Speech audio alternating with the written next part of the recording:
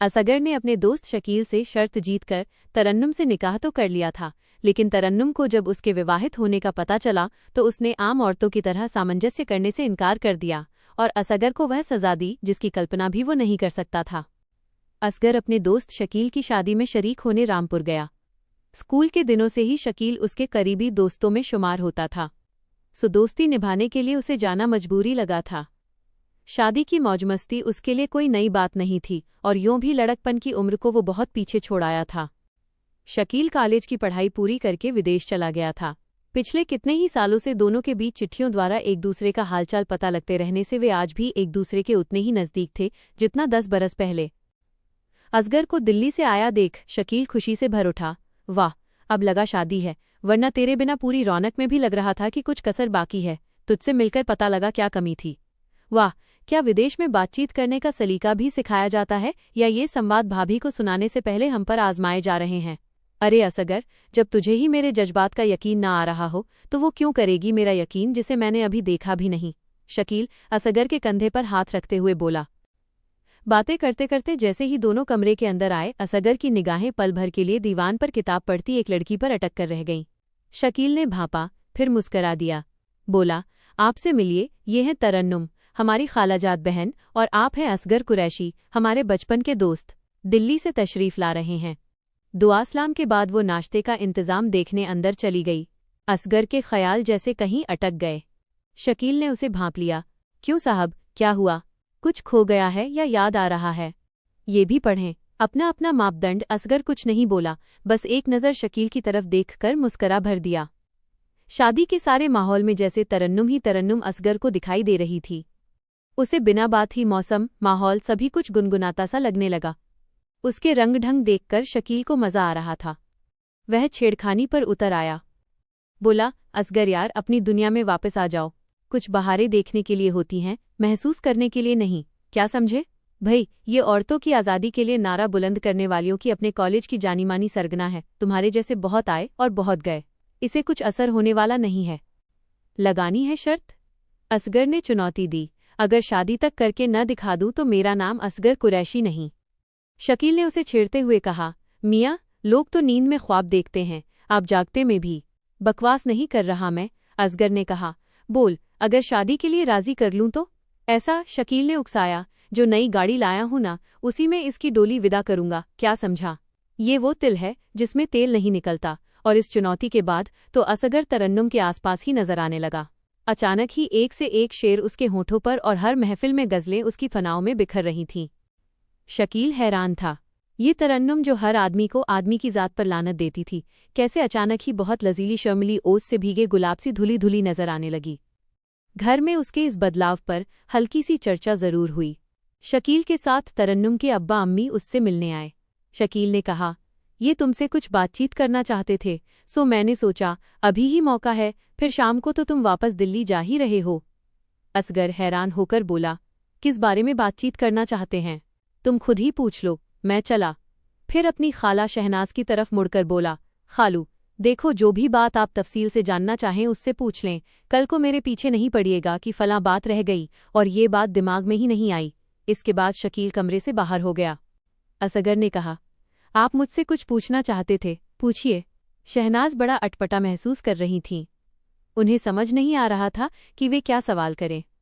उनके शौहर रज्जाक अली ने चंद सवाल पूछे। आप कहाँ के रहने वाले हैं? कितने बहन भाई हैं? कहाँ तक पढ़े हैं? सरकारी नौकरी न करके आप प्राइवेट नौकरी क्यों कर रहे हैं? अपना मकान दिल्ली में कैसे बनवाया? वगैरह वगैरह। असगर जवाब देता रहा, लेकिन उसे समझ में नहीं आ रहा था कि इतनी तहकीकात किस लिए की जा रही है। शहनाज खाला थी कि उसकी तरफ यूं देख रही थीं जैसे वो सर्कस का जानवर है और दिल बहलाने के लिए अच्छा तमाशा दिखा रहा है। खालू के चंद एक सवाल थे जो जल्दी ही खत्म हो गए। शहनाज खाला बोली, तो बेटा, जब तुम्हारे सिर पर बुजुर्गों का साया नहीं है तो तुम्हें अपने फैसले खुद ही करने होते होंगे, है ना? जी, असगर ने कहा। तो बताओ, निकाह कब करना चाहोगे? निकाह? असगर ने पूछा। और क्या? खाला बोली, भाई, हमारे एक ही बेटी है, उसकी शादी ही तो हमारी जिंदगी का सबसे बड़ा अरमान है। फिर हमारे पास कमी भी किस चीज़ की है? जो कुछ है सब उसे ही तो देना है, खाला ने खुलासा करते हुए कहा। पर आप ये सब मुझसे क्यों कह रही हैं? ये भी पढ़ें। वीआईपी के नए अर्थ। इस पर खालू ने कहा, बात ऐसी है बेटा कि आज तक हमारी तरन्नुम ने किसी को भी शादी के लायक नहीं समझा। हम लोगों की अब उम्र हो रही है, अब उसने तुम्हें पसंद किया है तो हमें भी अपना फर्ज पूरा करके सुरखरू हो लेने दो। क्या? असगर हैरान रह गया। तरन्नुम मुझे पसंद करती है, मुझसे शादी करेगी? असगर को यकीन नहीं आ रहा था। हाँ बेटा, उसने अपनी अम्मी से कहा है कि वो तुम्हें पसंद करती है और तुम्ही से शादी करेगी। देखो बेटा, अगर लेने देने की कोई फरमाइश हो तो अभी बता दो, हमारी तरफ से कोई कसर नहीं रहेगी। पर खालू मैं तो शादी। असगर कुछ कहने के लिए सही शब्द सोच ही रहा था कि खालू बीच में ही बोले, देखो बेटा, मैं अपनी बच्ची की खुशियां तुमसे झोली फैलाकर मांग रहा हूं, न मत कहना, मेरी बच्ची का दिल टूट जाएगा। वो हमेशा से ही शादी के नाम से किनारा करती रही है, अब अगर तुमने ना कर दी तो वो सहन नहीं कर सकेगी। एक पल को असगर चुप रहा, फिर बोला, आपने शकील से बात कर ली है? हाँ, खालू बोले, उसकी रजामंदी के बाद ही हम तुमसे बात करने आए हैं। शहनाज खाला उतावली सी होती हुई बोली, तुम हाँ कह दो और शादी करके ही दिल्ली जाओ। सभी इंतजाम भी हुए हुए हैं। इस लड़की का कोई भरोसा नहीं कि अपनी हाँ को कब ना में बदल दे। ठीक है, जैसा आप सही समझे करें, असगर ने कहा। शहनाज खाला ने उसका हाथ पकड़कर अपनी आंखों से लगाया, बेटा, तुम तो मेरे लिए फरिश्ते की तरह आए हो, जिसने मेरी बच्ची की जिंदगी बहारों से भर दी। खुशी से गमकते वो और खालू घर के अंदर खबर देने चले गए। उनके जाने के बाद शकील कमरे में आते हुए बोला, तो हुजूर ने मुझे शह देने के लिए सब हथकंडे आजमाए। असगर ने कहा, तू डर मत, मैं जीत का दावा कार मांगकर नहीं कर रहा हूं। तू न भी मांगे, शकील ने कहा, तो भी मैं कार दूंगा। हम मुगल अपनी जबान पर जान भी दे सकने का दावा करते हैं, कार की तो बात ही क्या। मजाक छोड़ शकील, असगर ने कहा, कल उसे पता लगेगा तब, अब कुछ असर होने वाला नहीं है। शकील ने कहा, अपने आप शादी के बाद हालात से सुलह करना सीख जाएगी। अपने यहाँ हर लड़की को ऐसा ही करने की नसीहत दी जाती है। पर तू कह रहा था शकील कि वो आम लड़कियों जैसी नहीं है, बड़ी तेज तर्रार है। वह तो शादी से पहले 50% लड़कियां खास होने का दावा करती हैं, पर असलियत में वे भी आम ही होती हैं, है ना? जब तक तरन्नुम को शादी में दिलचस्पी नहीं थी, मोहब्बत में यकीन नहीं था, वो खास लगती थी। पर तुम्हें चाहकर उसने जता दिया है कि उसके ख्याल भी आम औरतों की तरह घर खाविंद बच्चों पर ही खत्म होते हैं। मैं तो उसके ख्वाबों को पूरा करने में उसकी मदद कर रहा हूँ, शकील ने तफसील से बताते हुए कहा। और यूं दोस्त की शादी में शरीक होने वाला असगर अपनी शादी कर बैठा। तरन्नुम को दिल्ली ले जाने की बात से शकील कन्नी काट रहा था। अपना मकान किराए पर दिया है, किसी के घर में पेइंग गेस्ट की तरह रहता हूँ। वे शादीशुदा को नहीं रखेंगे।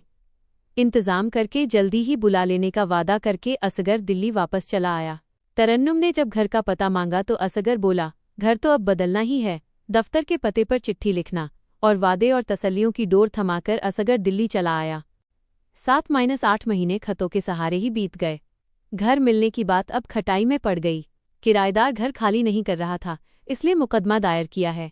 असगर की इस बात से तरन्नुम बुझ गई। मुकदमों का क्या है, अब्बा भी कहते हैं, वे तो सालों साल ही खिंच जाते हैं। फिर क्या, जिनके अपने घर नहीं होते वो भी तो कहीं रहते ही हैं। शादी के बाद भी तो अब्बू अम्मी के ही घर रह रहे हैं, ससुराल नहीं गई। इसी को लेकर लोग 100 तरह की बातें ही तो बनाते हैं। असगर यूं अचानक तरन्नुम को अपने दफ्तर में खड़ा देखकर हैरान हो गया। आप यहाँ? यूं अचानक? असगर हकलाता हुआ बोला। तरन्नुम शरारत से हंस दी। जी हाँ, मैं यूं अचानक किसी ख्वाब की तरह, तरन्नुम ने चहकते से अंदाज में कहा। है ना, यकीन नहीं हो रहा? फिर हाथ आगे बढ़ाकर बोली, हेलो, कैसे हो? असगर ने गर्मजोशी से फैलाए हाथ को अनदेखा करके सिगरेट सुलगाई और एक गहरा कश लिया। ये भी पढ़ें। रिटायरमेंट तरन्नुम को लगा जैसे किसी ने उसे जोर से तमाचा मारा हो। वो लड़खड़ाती सी कुर्सी पकड़कर बैठ गई। मरियल सी आवाज में बोली, हमें आया देखकर आप खुश नहीं हुए क्यों, क्या बात है? असगर ने अपने को संभालने की कोशिश की। नहीं, ऐसी कोई बात नहीं, तुम्हें यूं अचानक आया देखकर मैं घबरा गया था। असगर ने घंटी बजाकर चपरासी से चाय लाने को कहा। हमारा आना आपके लिए खुशी की बात न होकर घबराने की बात होगी, ऐसा तो मैंने सोचा भी नहीं था। तरन्नुम की आंखें नम हो रही थीं। तब तक चपरासी चाय रखकर चला गया था। असगर ने चाय में चीनी डालकर प्याला तरन्नुम की तरफ बढ़ाया। तरन्नुम जैसे एक एक घूंट के साथ आंसू पी रही थी। असगर ने 1-2 फाइलें खोली, कुछ पढ़ा, कुछ देखा और बंद की। अब उसने तरन्नुम की तरफ देखा। क्या कार्यक्रम है? मेरा कार्यक्रम तो फेल हो गया, तरन्नुम लजाती सी बोली। मैंने सोचा था पहुंचकर आपको हैरान कर दूंगी, फिर अपना घर देखूंगी। हमेशा ही मेरे दिमाग में एक धुंधला सा नक्शा था अपने घर का, जहां आप एक खास तरीके से रहते होंगे। उस कमरे की किताबें, तस्वीरें, सभी कुछ मुझे लगता है मेरी पहचानी सी होंगी। लेकिन यहाँ तो अब आप ही जब अजनबी लग रहे हैं तब वे सब असगर के चेहरे पर एक रंग आया और गया। फिर वो बोला, यही परेशानी है तुम औरतों के साथ, हमेशा शायरी में जीना चाहती हो। शायरी और जिंदगी दो चीज़ें हैं। शायरी ठीक वैसी ही है जैसे मोहब्बत की इब्तदा और मोहब्बत की मौत शादी। असगर की तरफ गहरी आंखों से देखते हुए तरन्नुम बोली, मुझे पता है तुमने बहुत से इनाम जीते हैं वाद विवाद में, लेकिन मैं अपनी हार कबूल करता हूँ। मैं बहस नहीं करना चाहता। असगर ने उठते हुए कहा, तुम्हारा सामान कहाँ है? बाहर टैक्सी में, तरन्नुम ने बताया। टैक्सी खड़ी करके यहाँ इतनी देर से बैठी हो, और क्या करती? पता नहीं था कि आप यहाँ मिलोगे भी या नहीं। फिर सामान भी भारी था, तरन्नुम ने खुलासा किया। जाहिर था असगर उसकी किसी भी बात से खुश नहीं था। जब टैक्सी में बैठे तो असगर ने टैक्सी चालक को किसी होटल में चलने को कहा, पर मैं तो आपका घर देखना। असगर ने तरन्नुम का हाथ दबाया। मेरे दोस्त अपने घर में मुझे मेहमान रखने की इजाज़त नहीं देंगे, पर मैं तो मेहमान नहीं, आपकी बीवी हूँ, तरन्नुम ने मरियल आवाज़ में दोहराया। उनकी पहली शर्त ही कुंवारे को रखने की थी, और ऐसी जल्दी भी क्या थी? मैंने लिखा था कि घर मिलते ही बुला लूंगा। असगर का दबा गुस्सा बाहर आया। हमारी शादी को 8 महीने हो गए, तब से अभी तक अगर अपना घर नहीं मिला तो क्या किराए का भी नहीं मिल सकता था? तरन्नुम ने खींचकर पूछा। उसे दिल ही दिल में बहुत बुरा लग रहा था कि शादी के चंद महीने बाद ही वो खास औरताना अंदाज में मियां बीवी वाला झगड़ा कर रही थी। ठीक है, असगर ने कहा, अब तुम दिल्ली आ ही गई हो तो घरों की खोज भी कर लो। तुम्हें खुद ही पता लग जाएगा कि घर ढूंढना कितना आसान है। होटल में आकर भी तरन्नुम महसूस कर रही थी, कहीं कुछ है जो असगर को सामान्य नहीं होने दे रहा। अगले दिन असगर जब दफ्तर चला गया तब तरन्नुम ने अपनी सहेली रीता अरोड़ा को फ़ोन किया और अपनी घर न मिलने की मुश्किल बताई। रीता ने कहा कि वो शाम को अपने परिचितों मित्रों से बातचीत करके कुछ इंतजाम करेगी। दूसरे दिन रीता अपनी कार लेकर तरन्नुम को लेने आई। रास्ते से उन्होंने एक दलाल को साथ लिया जो विभिन्न स्थानों में उन्हें मकान दिखाता रहा। शाम होने को आई लेकिन अभी तक जैसा घर तरन्नुम चाहती थी वैसा एक भी नहीं मिला। कहीं घर ठीक नहीं लगा तो कहीं पड़ोस तरीके का नहीं। अगर दोनों ठीक मिल गए तो आसपास का माहौल बेतुका। दलाल को छोड़ते हुए रीता ने घर के बारे में पूरी तरह अपनी इच्छा समझाई। दलाल ने कहा, 2-3 दिन के अंदर ही ऐसे कुछ घर खाली होने वाले हैं, तब वो खुद ही उन्हें फ़ोन करके सही घर दिखाएगा। असगर तरन्नुम से पहले ही होटल आ गया था। थकी बदहवास तरन्नुम को देखकर उसे बहुत अफसोस हुआ। फ़ोन पर चाय का आदेश देकर बोला, कहाँ मारी मारी फिर रही हो? यह काम तुम्हारे बस का नहीं है। वाह, जब शादी की है तो घर भी बसाकर दिखा देंगे। आप हमारे लिए घर नहीं खोज सके तो क्या, हम ही आपको घर ढूंढ कर रहने को बुला लेंगे। तरन्नुम खुशी से छलकती हुई बोली, चलो यही सही। असगर ने कहा, चाय वाय पीकर नहाकर ताज़ा हो लो, फिर घर पर फ़ोन कर देना। अभी अब्बू परेशान हो रहे होंगे, उसके बाद नाटक देखने चलेंगे। और हाँ, साड़ी की जगह सूट पहनना, तुम पर बहुत फबता है। असगर की इस बात पर तरन्नुम इठलाई, अच्छा मियां जी। रात देर से लौटे, दिन भर की थकान थी। इतना तो तरन्नुम कभी नहीं घूमी थी, पर अब रात को भी उसे नींद नहीं आ रही थी।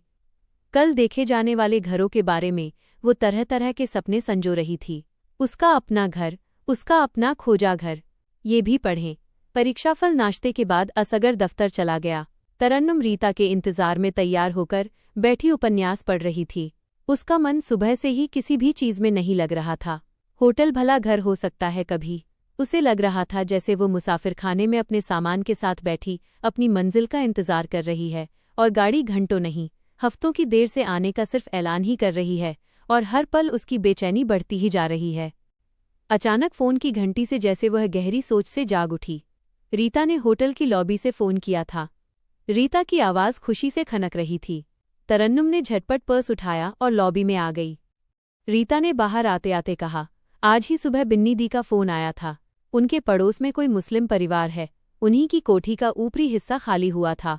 उस घर की मालकिन बिन्नी दी की खास सहेली हैं। उन्हीं की गारंटी पर तुम्हें घर देने के लिए तैयार हैं। जितना किराया तुम दे सकोगी उन्हें मंजूर होगा। रीता और तरन्नुम पंचशील पार्क की उस कोठी में गए। तरन्नुम को गेट खोलते ही बहुत अच्छा लगा। घर के बाहर छोटा सा लेकिन बहुत खूबसूरत लॉन इस भरी गर्मी में भी हरा भरा नजर आ रहा था।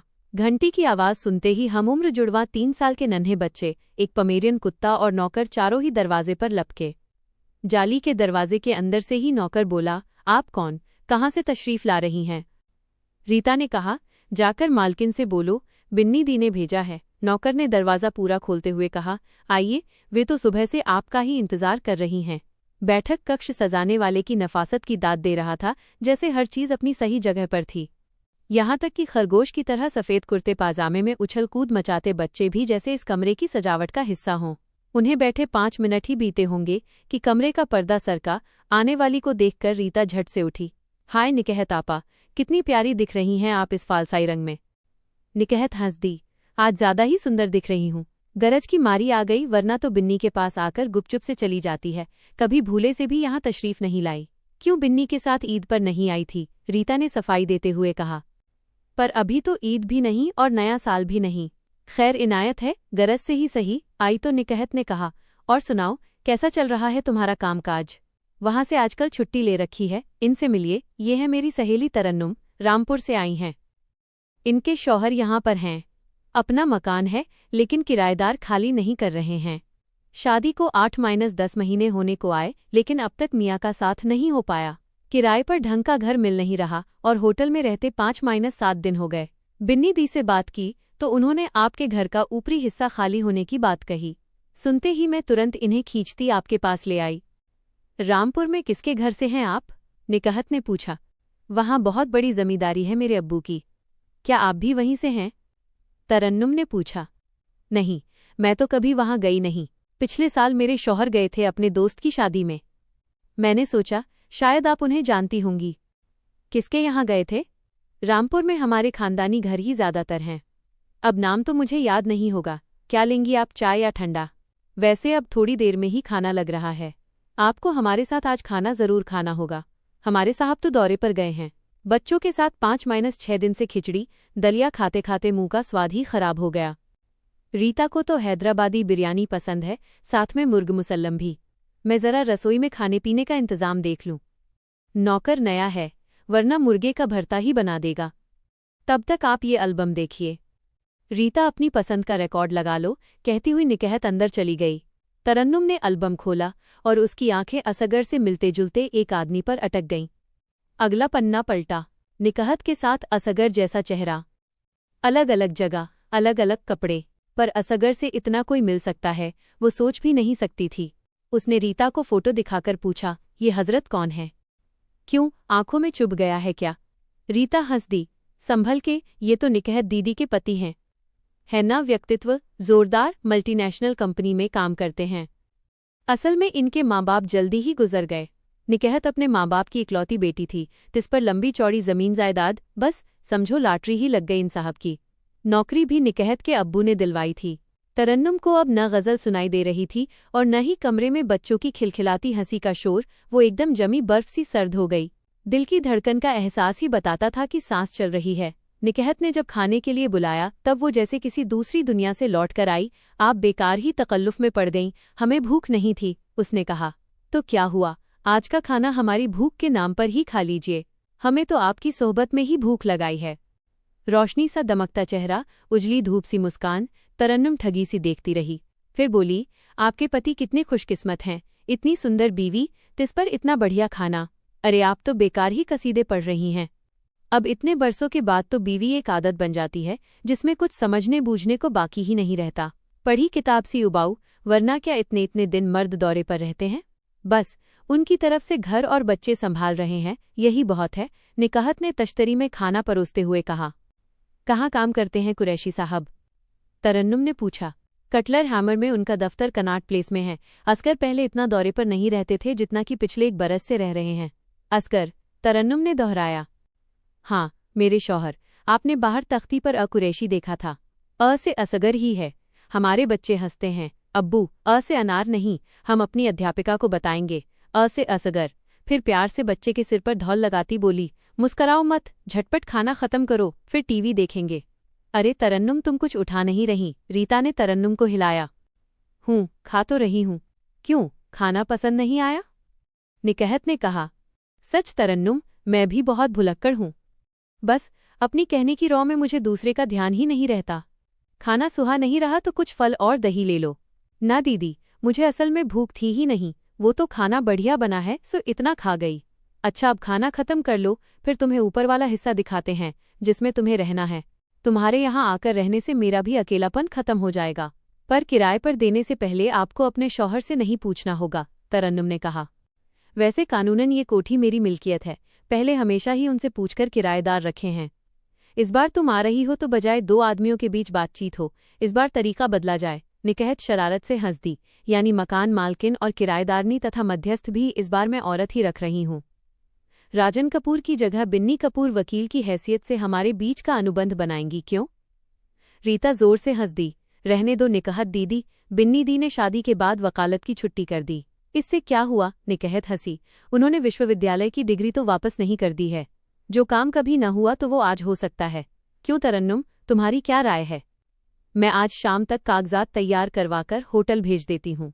तुम अपनी प्रति रख लेना, मेरी दस्तखत करके वापस भेज देना। रही किराए के अग्रिम की बात, उसकी कोई जल्दी नहीं है, जब रहोगी तब दे देना।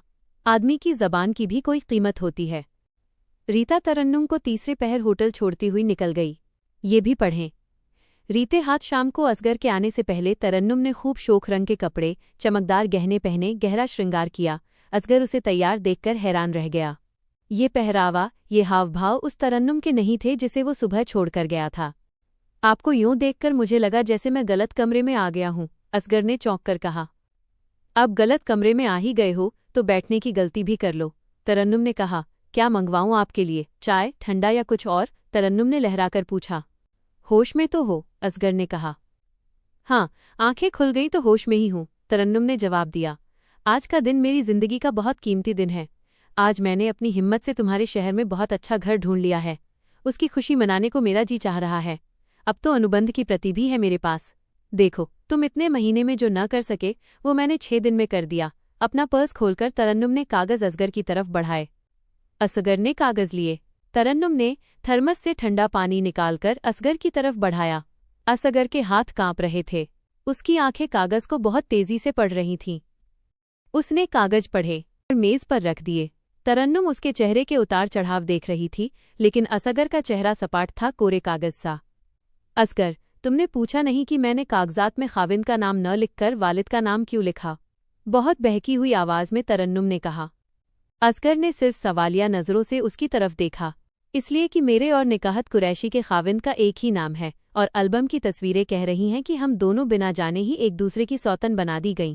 निकाहत बहुत प्यारी शख्सियत है मेरे लिए, बहुत सुलझी हुई, बेहद मासूम। तरन्नुम, असगर ने कहा। हाँ, मैं कह रही थी वो बहुत अच्छी, बहुत प्यारी है। मैं उनका मन दुखाना नहीं चाहती। वैसा कुछ भी मैं नहीं करूंगी जिससे उनका दिल दुखी हो। इसलिए मैं वो घर किराए पर ले चुकी हूँ और वहाँ रहने का मेरा पूरा इरादा है, लेकिन उस घर में मैं अकेली रहूंगी। पर एक सवाल का जवाब तुम्हारी तरफ बाकी है। तुमने मेरे साथ इतना बड़ा धोखा क्यों किया? मुझे तुम बेहद पसंद थीं, असगर ने हकलाते हुए कहा। तो जब तुम्हें भी अपनी तरफ चाहत की नज़र से देखते पाया तो सोचा। क्या सोचा? तरन्नुम ने जिरह की। यही कि अगर तुम्हारे घर वालों को एतराज नहीं है तो ये निकाह हो सकता है। असगर ने मुंह जोर होने की कोशिश की। मेरे घर वालों को तुमने बताया ही कहाँ? तरन्नुम गुस्से से तमतमा उठी। देखो तरन्नुम, अब बाल की खाल निकालना बेकार है। शकील को सब पता था। उसी ने कहा था कि एक बार निकाह हो गया तो तुम भी मंजूर कर लोगी। तुम्हारी अम्मी ने झोली फैलाकर ये रिश्ता अपनी बेटी की खुशियों की दुहाई देकर मांगा था। वैसे इस्लाम में 4 शादियों तक भी मुमानियत नहीं है। देखिए, मुझे अपने ईमान के सबक आप जैसे आदमी से नहीं लेने हैं। आपकी हिम्मत कैसे हुई निकाहत जैसी नेक बीवी के साथ बेईमानी करने की और मुझे धोखा देने की? तरन्नुम ने तमतमा कर कहा। धोखा धोखा कहे जा रही हो? शकील को सब पता था। उसी ने चुनौती दे रखी थी तुमसे शादी करने की। वाह, क्या शर्त लगा रहे हैं, एक औरत पर 2 दोस्त। आपको जीत मुबारक हो, लेकिन ये आपकी जीत आपकी जिंदगी की सबसे बड़ी हार साबित होगी असगर साहब। मैं आपके घर में किराएदार बनकर जिंदगी भर रहूंगी और दिल्ली आने के बाद अदालत में तलाक का दावा भी दायर करूंगी। वैसे मेरी जिंदगी में शादी के लिए कोई जगह नहीं थी। शकील ने शादी के बहुत बार पैगाम भेजे, मैंने हर बार मना कर दिया। उसी का बदला इस तरह वो मुझसे लेगा, मैंने सोचा भी नहीं था। आज पंचशील पार्क जाकर मुझे एहसास हुआ कि क्यों दिल्ली में घर नहीं मिल रहे। क्यों तुम उखड़ा उखड़ा बर्ताव कर रहे थे। देर आए दुरुस्त आए। पर मैं तुम्हें तलाक देना ही नहीं चाहता, असगर ने कहा। मैंने तुम्हें अपनी बीवी बनाया है, मैं तुम्हारे लिए दूसरी जगह घर बसाने के लिए तैयार हूँ। बहुत खुले दिमाग हैं आपके, लेकिन माफ़ कीजिए, अब औरत उस कबीली जिंदगी से निकल चुकी है जब मवेशियों की गिनती की तरह हरम में औरत की गिनती से आदमी की हैसियत परखी जाती थी। बच्चों से उनका बाप और निकहत से उसका शौहर छीनने का मेरा बिल्कुल इरादा नहीं है, और वैसे भी एक धोखेबाज आदमी के साथ मैं जी नहीं सकती। हर घड़ी मेरा दम घुटता रहेगा, लेकिन तुम्हें बिना सजा दिए भी मुझे चैन नहीं मिलेगा। इसीलिए तुम्हारे घर के ऊपर मैं किराएदार की हैसियत से आ रही हूँ। फिर तेज सांसों पर नियंत्रण करती हुई बोली थी तरन्नुम, मैं सामान लेने जा रही हूँ। तुम निकहत को कुछ बताने का दम नहीं रखते। तुम बेहद कमज़ोर और बुजदिल आदमी हो। हम दोनों औरतों के रहमोकरम पर जीने वाले। असगर के चेहरे पर गंभीरता व्याप्त थी। तरन्नुम अपनी अटैची बंद कर रही थी। वो मन ही मन सोच रही थी, अम्मी अब्बू की खुशी के लिए उसे वहाँ कोई भी बात बतानी नहीं है। ये स्वांग यूं ही चलने दो जब तक वे हैं। स्टोरी और कहानियाँ पढ़ने के लिए सब्सक्राइब करें।